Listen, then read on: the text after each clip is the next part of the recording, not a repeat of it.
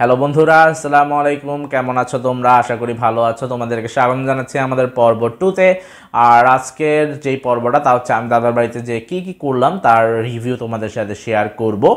So যাই হোক, আমরা মূলত 1 তারিখ আমার দাদার বাড়িতে পৌঁছায় যাই। 1 তারিখে পৌঁছানোর পর আমি রেস্ট নেই, প্রায় 3 ঘন্টা রেস্ট নিয়ে, যেহেতু আমার কিন্তু কাজের চাপ প্রচুর থাকে, এখনও দেখো আমি কাজই করতেছি। সো আমার প্রফেশনটা আমার পুরো যা ইচ্ছা ছিল ওইটার সাথে আমার মিলে গেছে। সো আল্লাহর অশেষ রহমত এবং মেহেরবানিতে যাই হোক, আমার কাজ ছিল। সো কাজ শুরু করে দেই দাদার বাড়িতেই। সো ফুফু দেখে তো বললো, আরে তুমি বেড়াইতে আসলে এখন দেখি কাজ শুরু করে দিছো। তখন আর কি বলবো ভাই, কিছু বলার নাই, কাজ করতে হবে। কারণ কাজ না করলে কি ভাই, টাকা আসবে? টাকা আসবে না, কাজ করতে হবে। সো আমার ফুফাতো ভাইয়ার পিসি ছিল বা কম্পিউটার ছিল, ওইখানে আমার সব সেট আপ করে ফেলি। আমার হেডফোন, ওয়েব ক্যাম সব কিছু আমি সেট আপ করে ফেলি। প্লাস আমার অন্যান্য যেই গ্যাজেটস ছিল সব কিছু আমি ওইখানে সেট আপ করে ফেলি। সো এইভাবেই করতে করতে আমরা কাজ করে ফেলি। 1 তারিখ সন্ধ্যাবেলা আমি বের হয়ে আমার একটা ফেভারিট একটা রেস্টুরেন্ট আছে আমার দাদার বাড়িতে, ওইখানে যাই। ওইখানে যে একটা দুঃখজনক খবর শুনতে পাই, তা হচ্ছে রেস্টুরেন্টের যিনি ওনার ছিল, ওনার বয়স কিন্তু কম ছিল, প্রায় 50 বা 45 হবে, উনি কিন্তু মারা যায়।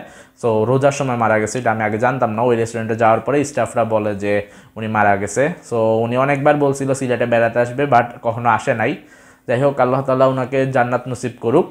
আর রেস্টুরেন্টে যে আমি মূলত একটু নাস্তা পানি সবসময়ই খাই।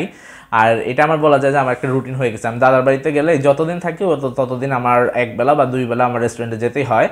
আর এইভাবেই আমরা নাস্তা পানি খেয়ে আমার ছোটো ভাই তথা আসিফের সাথে বা আশিকের সাথে আমি একটু ঘোরাফেরা করি।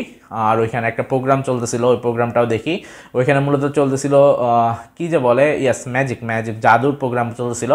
সো খুবই সুন্দর লাগছে, খুবই এনজয় করছি, আশা করি তোমরাও বুঝতে পারতেছো। যাই হোক, এভাবে চলতে চলতে আমি জাদুর প্রোগ্রামটা এনজয় করি এবং ওই দিন রাতে প্রায় 9টা পর্যন্ত আমরা ছিলাম আমনুরাতে। তারপর আমরা বাসায় চলে আসি। সো আমার দাদার বাড়িতে চলে আসি। দাদার বাড়িতে আসার পর আমার ক্লায়েন্ট আমাকে ফোন দিয়ে আরেকটা কাজ দেয়। সো ভাই দেখছো, মানে আমি জার্নি করছি প্রায় 15.5 ঘন্টা, আবার কাজ ভাই, কাজের চাপ কিন্তু সেই লেভেলের। সো কাজও করতে হয়েছে প্রচুর। সো এইভাবে চলতে চলতেই আমার কাজও করতে হয়েছে। যাই হোক, আশা করি তোমরা এনজয় করতেছো। আর কেমন লাগলো আজকের প্রথম দিনের দাদার বাড়ির গল্পটা সবাই কমেন্ট করে দিও। আর এইভাবে চলতে চলতে আমি কিন্তু ঘুমায় যাই কাজ শেষ কইরা। পরের দিন সকালে উঠে আমাদের প্ল্যান ছিল আমরা রাজশাহীতে যাব।